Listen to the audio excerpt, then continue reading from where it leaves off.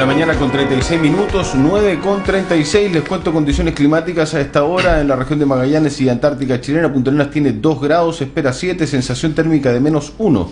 Natales a esta hora tiene 1 grado, espera 9, sensación térmica de 1 grado sobre 0. Torres del Paine, Parque Nacional, temperatura de menos 2, espera 8.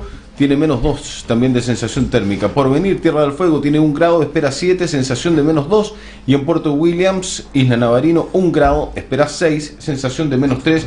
Estamos con el economista, ex vicepresidente de la CPC, de la Cámara Marítima, Alejandro Riquelme Duche. ¿Cómo estás, Alejandro? Tanto tiempo, gusto de saludarte, bienvenido. El gusto es mío. Pues, ¿cómo anda? ¿Todo bien? Bien, bastante bien. Y además, yo lo decía el otro día, lo dije hoy día, antes, introduciendo la presentación, contando que nos ibas a acompañar, de que también has estado opinando en redes sociales, te interesa mucho el tema y me da gusto aquello también, pues no solamente de este espacio, de otros espacios, también me imagino que andas opinando y estás preocupado del tema económico, del desarrollo productivo, es muy interesante aquello. Sí, efectivamente, mira, como tú bien señalabas, yo fui vicepresidente de la CPC cuando fue Arturo Estora, que es el presidente, después se fue a la Intendencia, estuve los 2 primeros años junto a Alejandro Kusanovich en la etapa de transición, porque Alejandro obviamente no tenía en ese tiempo experiencia en el ámbito gremial, así que yo lo apoyé mucho con el tema de las cifras ahí, y lideré durante 10 años en una empresa acá, un departamento de estudio donde nos enfocamos principalmente en las estadísticas de turismo. ¿Ya? Y desde ese punto de vista, bueno, siempre hemos estado ligados al ámbito económico regional, y yo ahora lo que hago es asesorar a microempresarios a través de una empresa que tengo de capacitación y asesoría. Perfecto. ¿Qué te parece la realidad, el presente y realidad económica de Magallanes en estos momentos? Con los anuncios que se han hecho, algunos para bien, otros para mal. ¿Cuál es tu perspectiva respecto a aquello? A ver, bueno, lo que todos coinciden es que hoy día hay incertidumbre. Sí. Y cuando tú tienes incertidumbre en un mercado isla, y tan cerrado como es el de Magallanes, claramente las inversiones inmediatamente se paralizan. Esto no es un tema de que salga la CPC a hacer un anuncio, vamos a paralizar las inversiones, sino que los inversionistas toman esas decisiones cuando no tienen certeza sobre lo que va a pasar a futuro. Y eso sucede hoy día en los 2 principales mercados que tiene de proyección de crecimiento futuro, que es el mercado de la acuicultura, en especial la salmonicultura, porque la acuicultura es un mercado dentro de estar subproducto, que es la salmonicultura, y el mercado de la minería, que está asociado principalmente a la inversión al carbón. Claro. Yo te voy a hablar desde el punto de vista de las cifras, desde el punto de vista de la economía. La idea no es hacer opiniones de juicio, podríamos hacerlas, pero la idea son los datos duros. ¿Ya? Y la idea tampoco es generalizar. O sea, cuando hablemos de la salmonicultura, la idea es que no, porque hay un incidente en una empresa, sean todos iguales. Todos iguales. No sé, si hay un incidente, tenemos unos general hoy día procesado carabinero, no significa que todos los carabineros sean exactamente iguales. Estamos de acuerdo. Y eso pasa en todas las profesiones, en todos los ámbitos de la... En todos los frentes. En todos los frentes. Y esto es preocupante, y ya está empezando a mostrar las primeras cifras microeconómicas. A ver, cuando nosotros estábamos en turismo y estudiábamos cómo se comportaba el turismo, las cifras que tenían en forma mensual y que nos podían decir más o menos cómo se estaba comportando el turismo, eran las entradas de visitantes que existían a Torres del Paine, que se entregan mensualmente por parte de CONAF, y las pernoctaciones, que es todo el tema hotelero, que también lo entrega en forma mensual el INE. Entonces, si de repente tú comparabas agosto por ejemplo, agosto del 2019 con agosto del 2018, y tú veías que había un decrecimiento, una baja de un 10%, chuta, algo está pasando. Sí, claro. Y más encima se lo veía en el Parque Torres del Paine, ya a la vez lo veía en los hoteles. Entonces eso, luz amarilla respecto al sector turismo. Lo mismo pasa con la economía regional. ¿Ya? Lamentablemente nosotros no tenemos un PIB regionalizado, sino tenemos un índice que se llama el INACER. ¿Ya? Este ha ido disminuyendo el último año. ¿Ya? Pasamos de un 12, hoy día estamos cerca del 8, 7, pero ese no es el dato que a mí me preocupa, porque eso pueden ser temas estacionales. El dato que me preocupa a mí hoy día es que hay un índice que es de ventas de supermercado, que es un índice que se mes a mes, donde los supermercados informan las ventas que han tenido promedio. Y refleja situaciones familiares, claramente. Exacto, refleja al fin y al cabo qué es lo que estamos gastando los magallánicos mes a mes. De los últimos 12 meses, 11 han tenido variación negativa.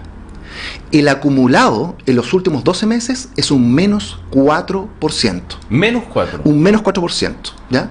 Existen solamente 2 regiones que tienen índices negativos en Chile. ¿Ya? Una es la región metropolitana, que creo que tiene un menos 0, y algo, y Magallanes, que tiene un menos 4. Todas las demás regiones tienen crecimiento en las ventas de supermercados. O sea, ¿qué significa? Pero es la región que más ha caído.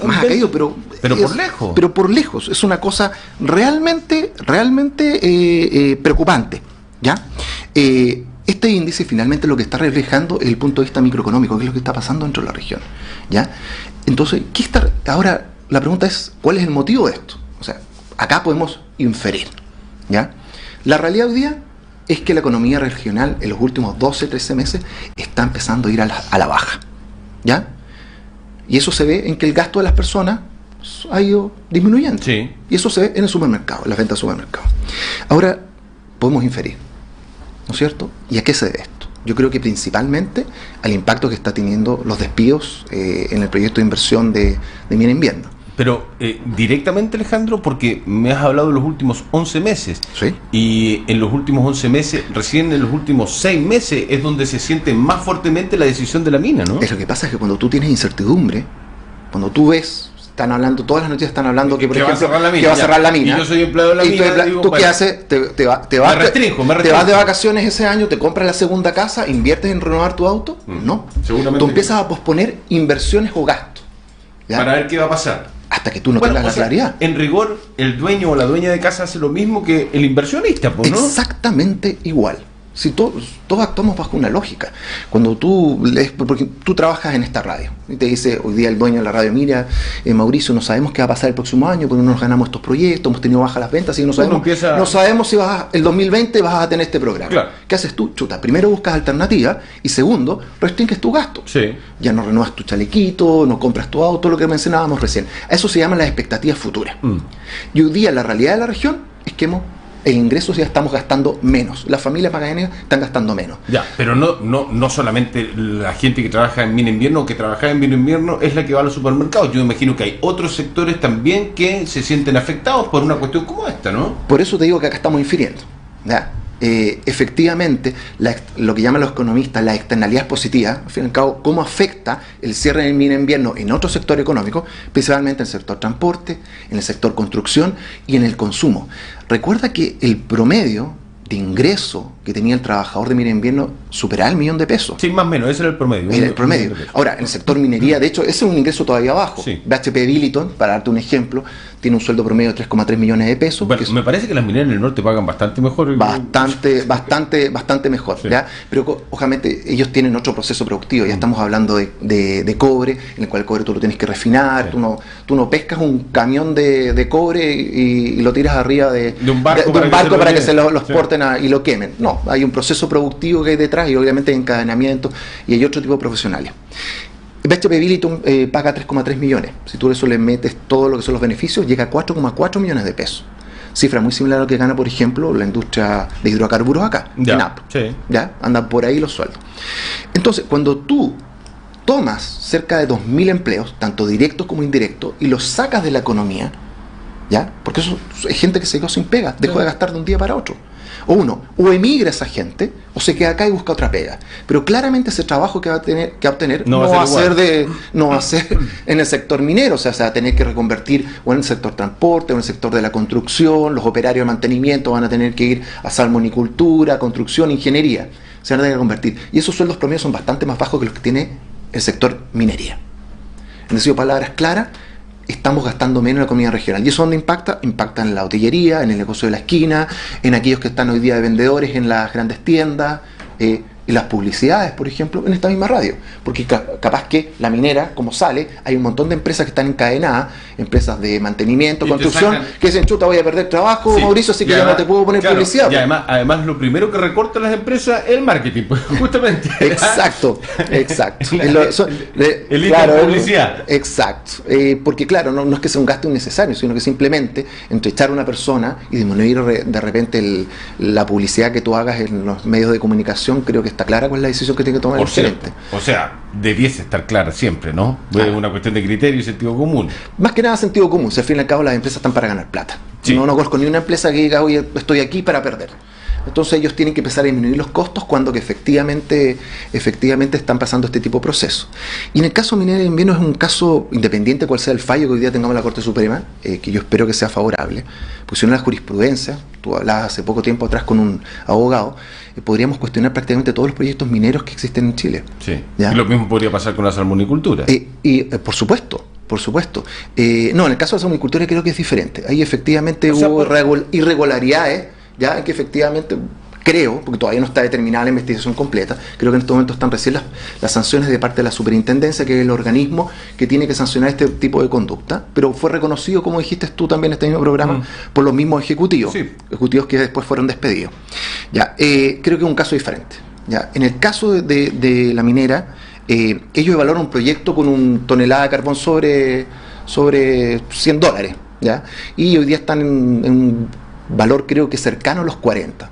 Entonces los tipos lo que hicieron, tuvieron que tomar una decisión difícil. ¿Sabes qué? Tenemos que modificar y vamos a ingresar las tronaduras como una forma de extraer y bajar los costos de producción. Ya, ¿tú crees que se dieron cuenta ahí producto de la situación del mercado internacional respecto del carbón, o lo tenían planificado, como dicen muchos, de que debieron haber ingresado las tronaduras desde un principio? Porque y a mí me tocó entrevistar a Pedrals cuando se presenta el proyecto Mino Invierno, y todos negaron desde el primer momento que iban a hacer tronaduras. Sí, lo he escuchado muchas veces acá. Mira, yo te voy a decir la experiencia desde el punto de vista gerencial. Yo fui gerente también de una empresa. Cuando uno está en una empresa, uno evalúa todas las alternativas.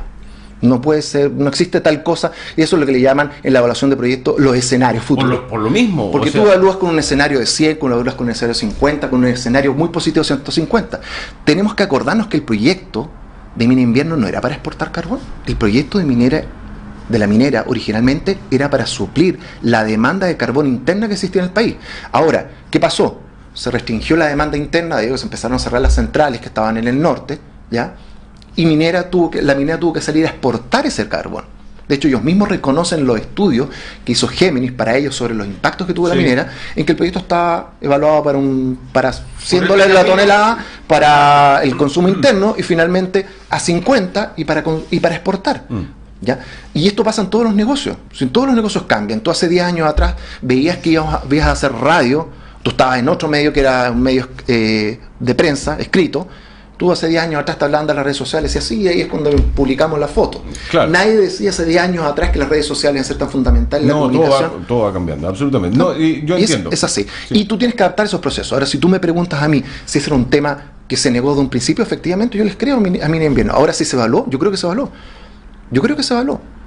Pero bueno, ya está bien. ¿Tú crees que se evaluó en su momento de que se haga público y se diga? No, pero esos son los procesos internos que tiene cada empresa. Ya. Y de hecho, hoy día la normativa medioambiental te permite ingresar modificaciones al proceso. Y es normal que los negocios ingresen modificaciones durante la ejecución. Si estos son procesos que son 20, 30 años plazo. Y la economía y la demanda, ahí lo ves tú, el precio cambió. Sí, por lo tanto, yo tengo que adaptar mis procesos productivos. ¿Y cómo crees que ha actuado? Porque acá hay una responsabilidad, no sé si una responsabilidad, pero sí debiese haber una reacción a lo que está sucediendo por parte del gobierno. ¿Cómo crees que ha reaccionado el gobierno? Bueno, o sea, ella sería una inferencia más política. Sí. A ver, creo que la reacción, en mi punto muy personal, y aquí no represento, gracias a Dios, a ningún sector político, yo creo primero fue tardía, ¿ya? Tanto la oposición, la oposición, ya el sector parlamentario que representa a Carolina, que representa el diputado, ya ha sido crítico ha sido súper crítico. No, pero tú has sido crítico. Yo he sido súper crítico. Yo creo que hoy día uno no puede tener dobles discursos. O sea, o estamos por el desarrollo productivo y sustentable, y siempre sustentable, ¿eh? O sea, aquí no podemos ir a los dos extremos. Aquí Magallanes sea intocable. O por otro lado, que nos pongamos procesos productivos en que efectivamente nos dé exactamente lo mismo si hacemos tal la raza del bosque. No, pero tenemos que llegar a un término medio, ¿ya? No, es que el turismo, hoy día, mira, para cifras, vamos a cifras duras. Primero, el gobierno reaccionó de forma tardía. Nos salió a defender un sector productivo que es fundamental dentro de la economía, ¿ya? Y tercero, ¿ya? Acá se miente que finalmente quedan estas incongruencias quedan por ciertas. Se ha defendido que el turismo. El turismo hoy día es responsable del 10% de la emisión de CO2 en el mundo. Es una de las actividades contaminantes, las actividades económicas más contaminantes que existen. Cuando viene para acá un turista, primero viene en avión. Segundo, lo tenemos que transportar en una van diésel. Se queda hospedando dentro de un hotel que produce su energía eléctrica dentro de Torres del Paine. ¿Cómo? Con diésel, con fósil. Tú acá has denunciado en más de una vez contaminación dentro del lago de Pehue, ¿o no? ¿Alguien habla en su momento, tenemos que cerrar todos los hoteles dentro del Paine? No. ¿O tenemos que sacar el turismo dentro de la región? Todas las actividades humanas contaminan, en mayor o menor grado. Lo que nosotros tenemos que hacer es que ese tipo de actividades, tanto productivas como las actividades humanas del día a día, sean sustentables en el largo plazo. ¿Ya? ¿Turismo contamina? Sí, mucho. ¿Minería contamina? Sí, mucho. ¿Salmonicultura contamina? También. ¿Existe actividad inocua dentro del ser humano? No existe. Esta radio contamina, ¿ya? En la generación de electricidad que se hace con gas, ¿ya? No sé, el sistema alcantarillado, etcétera. En rigor, Alejandro, todos contaminamos. Todos contaminamos. Todos. Entonces, algunos más, otros menos. El problema es que el gobierno tiene que saber y defender estas actividades y dentro del marco normativo que existe. ¿Y por qué se desorientan? Porque yo creo que hay una desorientación respecto de cómo salgo a defender esto o cómo salgo a reaccionar en términos de que hay... A ver, Alejandro Kusanovich el otro día decía de que las salmoneras o la salmonicultura no contamina. Yo creo que eso es un extremo malentendido. Sí. Y por el otro lado hay quienes dicen que hay ecoterrorismo, o sea, que hay extremistas medioambientales. ¿Tú también crees que hay extremistas medioambientales? No, sí existen. Sí existen ecoterrorismo. Por supuesto que existe. ¿Y tiene que ver con lo que ha sucedido con Buen Invierno y la salmonicultura? No lo sé. Yo por lo menos, pero me llama por ejemplo la atención que en protesta y en rayados hoy día tengamos argentinos, franceses rayando. Eso llama mucho la atención. ¿Ya? En el sector de Araucanía pasa lo mismo. Existen muchos activistas extranjeros. ¿Ya? Mi familia es de allá, ¿ya? De hecho, de mi familia, mi señora y mi hijo también son descendientes de mapuche, pero no son terroristas. ¿Ah? Y existe el terrorismo, existe en todos los ámbitos, ¿ya? El ecoterrorismo, etcétera. Ahora, el problema es que creo yo que los extremos son malos. Pretender que la región va a ser intocable durante mucho tiempo y que no veamos prácticamente los servicios... Es ser iluso. Ahora, que tenemos que propender a que tanto el turismo, la minería, la salmonicultura, la actividad pública y toda la red de otras actividades primarias y secundarias que existen en la región tengan el mínimo impacto posible sobre el medio ambiente, sí, tenemos que propender a eso. Pero tratar de señalar que o una actividad o no tiene impacto o hay que cerrarla derechamente porque hubo un error, creo que es errado. O tratar de generalizar, porque una empresa de salmonicultura se determina que falseó ciertas estadísticas en su cumplimiento medioambiental, ¿ya? No implica que toda la industria de salmonicultura sea mala, porque un hotel en Torres del Paine contamine el lago Pehue. O te acuerdas que un tiempo incluso prácticamente cerraron varios lugares, varios refugios porque los turistas se estaban enfermando el estómago. Sí. Pues eso no significa que el turismo esté envenenando a los turistas. No, simplemente son incumplimientos. A ver, tanto las empresas como las instituciones públicas están formadas por personas y las personas cometen errores, ¿ya? Ahora, esos errores podrán ser intencionales o no. Ahí está la responsabilidad después que busca la justicia, ¿ya? Pero yo creo que no hay que cerrarse a sectores productivos simplemente porque han habido errores en una u otra industria. Tenemos que recordarnos históricamente de la industria ganadera. ¿Qué es lo que hacía acá para obtener sectores para poder pastar en las ovejas? Quemaba los bosques nativos. Sí. Ya es cosa de que tú vayas rumbo a Puerto Natales y vas a encontrar vastos sectores del bosque nativo quemados. Sí. Pero eso no implica, nadie está llamando a decir que la ganadería ha sido los grandes culpables de deforestación en la región, ni que tenemos que eliminar la ganadería de la región. Es simplemente ilógico. Quiero volver en honor a los minutos que nos quedan, Alejandro, al primer tema de esta conversación, porque yo escucho a la Seremi de Economía, escucho al intendente en esta feria laboral donde fueron 1.500, 2.000 personas y que se decía, este es un gran ejemplo de que la región está activa económicamente, que estamos muy bien económicamente. Uno ve a la Seremi hablar diciendo que esto es una maravilla, pero si ha bajado la venta de los supermercados en Magallanes en un 4% en los últimos 11 meses, dos en una. ¿Qué va a pasar en los próximos 11 meses según tu punto de vista, en base de datos duros? ¿Y cómo puede ser que digamos que la economía está casi que fulgurante a nivel local con estos datos que son súper preocupantes? Claro, la variación ha sido acumulada en los últimos 12 meses. Lo que yo te dije es que de los 12 meses, 11 han sido negativos. Entonces eso marca una tendencia. Te hace menos 4, ¿no? Claro, marca una tendencia. O sea, oye, vamos hacia ese lugar. Claro. Ahora, si tú me dices 5 meses fueron negativos, 6 fueron positivos, esto es un tema. Y acumulados positivos, mira, estas son las variaciones. 0,1, 0,2. Claro, no hay problema. Pero cuando tú tienes 11 meses negativos, de los 12, y la variación acumulada es negativa, chuta, es una luz amarilla que se ve en la microeconomía. Porque el Producto Interno Bruto Regional, si tú le metes con o sin Metanex, siempre te va a marcar positivo. Aquí tenemos muchos servicios, mucha actividad económica. Ahora, respecto a lo que tú me señalaste, respecto a la actividad, que dice, mira, hay una actividad económica que es positiva, hoy día estamos en crecimiento, sí, eso es efectivo. Ahora, la pregunta es cuánto podríamos crecer y a cuánto estamos creciendo efectivamente. ¿Ya? Magallanes siempre ha ligado las tasas de crecimiento a nivel nacional. Sí. ¿Ya? De hecho, tú lo ves, incluso hasta lo ves en el desempeño de las tasas de desempleo, de cesantía que hay acá. Cuando Chile tiene un 7%, generalmente Magallanes está en la mitad, tiene un 3 o un 4%. Sí. Siempre ha sido así. Siempre ha sido así. Ahora, cuando nos vamos al desempeño económico que señala el gobierno, yo creo que nosotros tenemos que fijarnos cuál es el desempeño potencial que podría tener Magallanes. Hoy día Magallanes, por ejemplo, en el ámbito de la salmonicultura, Chile hoy día prácticamente tiene un tercio del mercado mundial de salmonicultura. O sea, estamos un poquito más abajo que Noruega. Mientras en Noruega y en Irlanda es una política nacional, escúchame, política nacional, propender a una mayor producción de salmones.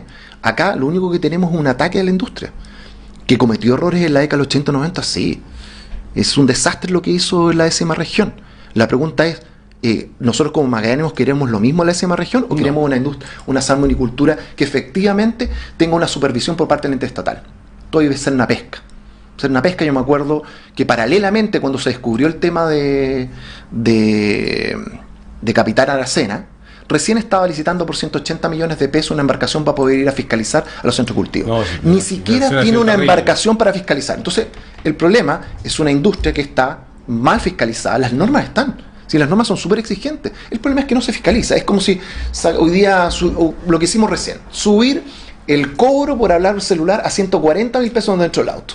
Pero no hay ni un carabinero en las calles que te fiscalice. Da lo mismo, o sea, finalmente. La multa puede ser muy, muy alta, pero exacto. Mientras no te pillen... No es que no te piden, sino que simplemente no te fiscalizan. No, por eso. O te fiscalizan escasamente. Sí. Cuando tú estás licitando una embarcación, la empresa de salmonicultura ya sabe qué embarcación la va a ir a fiscalizar y dónde está. Alejandro, en 40 horas, ¿estás de acuerdo? ¿No estás de acuerdo? Que yo no estoy de acuerdo. Ya. Yo no estoy de acuerdo. Eso va a impactar. Primero porque la productividad del chileno es un tercio de la que tienen los países con los cuales nos estamos comparando. Siempre nos comparamos con países. Sí, nos encanta compararnos con los países nórdicos, etc. Educación. Exacto. Mira, Finlandia, hay un estudio en que se dejó un celular en un montón de países. En Finlandia, en los países nórdicos, prácticamente 9 de cada 10 personas devolvía el celular a su dueño. Aquí la tasa es al revés. Si el gran problema del chileno es que la productividad es muy baja. Estos tipos pueden bajar la cantidad de horas porque están produciendo 3 veces más de lo que nosotros producimos por hora. Escúchame, no el doble, 3 veces más. El gran crecimiento económico que ha tenido Irlanda ha estado por el lado de la productividad de su mano de obra. O sea, si el chileno hoy día produce 100 en una hora, el irlandés, el noruego, el finlandés, por eso mismo siempre produce 300 en esa misma hora. Ese es el gran problema. ¿Por qué? ¿Por una cuestión de educación? ¿Por una cuestión social? ¿Por qué? ¿Por una cuestión de comprensión de cómo me tengo que desarrollar como ser humano? ¿Por qué pasa eso? Yo creo que principalmente, hay varios factores, pero yo creo que el principal es la educación. La educación. Sí, mira. A mí me tocó ser ayudante en la Universidad de Macroeconomía y veíamos el tema de la distribución del ingreso, que es un gran tema acá. Sí, claro. Y al fin y al cabo yo vi que en el estudio que hice macroeconómico, me di cuenta que los únicos países que habían cambiado la distribución del ingreso había sido a través de una fuerte inversión en la educación, en la productividad de las personas, en la capacitación de las personas. Un país va a ser desarrollado cuando las lucas no hagan diferencia en educación, en salud y en justicia. Pues va a haber muchos índices acá, va a haber coeficiente de Gini, PIB per cápita, sí. Pero cuando las lucas no hagan diferencia en la educación, en la salud y en la justicia, yo creo que recién nos vamos a poder llamar un país desarrollado. Y hoy día, lamentablemente, el acceso que tiene la educación pública es mala. Podemos ver los factores después, pero en todos los índices aparecemos malos. Podemos ver las causas, que en otro programa, ¿ya? Pero hoy día la educación es mala en Chile. Y cuando tú tienes una mala educación, ¿ya?, o una educación segregada, donde algunos tienen acceso a educación mala y otros a una educación muy buena. Pero depende de las lucas. Nuevamente lo que hablábamos al principio, ¿ya? Hoy día, una educación, hay gente que se muere por no tener acceso a las lucas, a una buena salud. Exactamente. Ya hay gente que se va preso hoy día por no tener acceso a las lucas y poder contratar a un buen abogado. Ya hay otros que pueden ser unos matar a una persona de corbata y que quedan libres y se van con clases de ética. Exactamente. Eso es otro tema. O sea, eso en Estados Unidos esos tipos se van presos 30, 40 años por el mismo delito. Exactamente. Por el mismo delito. Entonces, el cambio que puede haber, efectivamente podemos bajar, sí lo podemos bajar, pero primero antes tenemos que llegar a niveles de ingresos que los que tienen Noruega, Finlandia, que ojo, para allá vamos. Y segundo, tenemos que mejorar la productividad del trabajador chileno. Y eso es una tarea de todos. Se nos van a quedar hartos temas pendientes: el gas, educación, salud. Te invito para la subsiguiente semana para que sigamos conversando. Me interesa mucho que vayamos planteando muchos temas y que los podamos, a través de los datos duros, como bien dices tú, Alejandro, y como buen economista, de ahí podemos inferir muchas cosas y las podemos analizar. Y podemos pensar distinto, pero podemos llegar a algún tipo de equilibrio y acuerdo. Y además, que es lo que más le interesa también a este espacio y a mí en términos personales, es que todos nos eduquemos, todos vayamos aprendiendo, sobre todo que nos están mirando o escuchando. Y Mauricio, es importante saber que el impacto de este tipo de decisiones, que como bien dices tú, son políticas, impactan en el bolsillo de todas las personas acá en Magallanes. O sea, el cierre de la mina de Isla Riesco o el cierre de una empresa de salmonicultura que están por venir va a impactar en la comunidad, pero indirectamente, en los arriendos, en el supermercado, en los trabajadores, en todos los trabajadores, en todos los sectores económicos. Entonces, cuando se toman este tipo de decisiones y hay ciertas posturas que dicen, no, hay que cerrar esta industria, chuta, yo creo que hay que darle una vuelta, hay que dar una discusión. Capaz que en un próximo programa podríamos hablar del famoso precio del gas. Sí, pues, absolutamente. Que un parlamentario decía que no, que ha subido mucho. Y otra autoridad de edilicia decía que no, que va a bajar. Sí. Y ayer alguien que hizo un estudio de los últimos 11 meses, también 11 meses, de sus boletas, me dice que estamos pagando menos. Y hay otros que me envían con sus boletas que están pagando más. Hay poca claridad respecto al tema. Sí, ahí yo te puedo mostrar un gráfico del mismo que presentamos el año 2009 con Alejandro, cuando fue la primera denuncia por el aumento del precio del gas. ¿Previo al conflicto? Previo al conflicto, sí, fue previo al conflicto. Hoy día, por gobierno. ¿Ya? El gobierno de Piñera hoy día, en los últimos meses que ha tenido, y el mes de junio, ha aumentado el precio del gas en un 3%. ¿Desde junio a la fecha? No, desde que asumió el gobierno. Desde que asumió el gobierno ha aumentado un 3%, desde marzo del 2018 a junio del 2019. Esto para un consumo, esto es la fuente gubernamental. 3% ha subido desde marzo 3% desde marzo del 2018 a junio del 2019. 3%. Durante el gobierno de Michelle Bachelet subió un 17%. El primer gobierno de Piñera subió un 21%. Durante el primer gobierno de Michelle Bachelet también subió un 17 y fracción. Durante el gobierno de Ricardo Lagos subió casi un 40%. Pero fueron 6 años, sí. Entonces hay que ver ahí entrar a indagar el promedio anual que subió. No, mira, este gráfico que tú ves acá, el mismo gráfico que nosotros presentamos con Alejandro Kusanovich, el año 2009, ¿sí? Exactamente, sí. Hace 10 años atrás. La única diferencia es que el gráfico llegaba hasta acá nomás. Ah, claro, sí, y habíamos visto esta tremenda alza y ahí salimos a denunciar, esta tremenda alza que se ve acá. Que no ha cambiado mucho en términos de alza para... No, después bajó, después que hicimos la denuncia empezó a bajar, pero el mercado del gas es un mercado mucho más complejo, ¿ya? Porque hoy día, por ejemplo, Gasco está obligado a comprarle a ENAP a un costo de $8, cuando hoy día Geopark le vende a 4 y tanto a Methanex. La pregunta es, ¿por qué no le puede comprar Gasco a Geopark y bajamos a la mitad el precio del gas? Ya, pero por ley eso se puede, ¿no? No, pues, ve. Entonces, hay ciertas decisiones políticas que nos pueden impactar enormemente en el desempeño económico o en el bolsillo. Este anuncio que ha hecho el alcalde, pero a través del ministro y todo lo demás, de que va a bajar el gas un 4%, no es tan así. Veamos qué lo va a pasar en Contraloría primero. Bueno, no hay nada. Todavía no está aprobado. Aprobado tiene que tomar, no es que sea aprobado, tiene que tomar razón Contraloría. Efectivamente puede bajar, porque tengo entendido que a Gasco no le aceptaron ciertas inversiones, por lo tanto, como es un precio regulado, a diferencia... Es complicado también no aceptar las inversiones de Gasco. Las inversiones de las líneas de distribución, porque justamente la pega de ellos es esa. Y si no me van a aceptar las inversiones, yo no sigo invirtiendo, pues. Exacto, si la empresa no está para perder plata. Pero ahora, o sea, el gas podría, si ha subido un 3% desde que asumió esta administración, la administración Piñera, en su segundo mandato, hasta el día de hoy, quiere decir que va a bajar y vamos a volver a pagar el gas. ¿Viste que es prácticamente no varía. Ahora, eso, como dicen los economistas, se trisparos. Todo lo demás constante, porque ahí tienes que después, si el dólar sube, si el IPC sube, eso se traspasa el precio del gas. Ok. Qué interesante. Nos quedamos pendientes de la conversa para la próxima. Alejandro Riquelme Ducci, un gusto que nos hayas acompañado. El gusto es mío. Muchas gracias por la invitación. Pausa, ya venimos.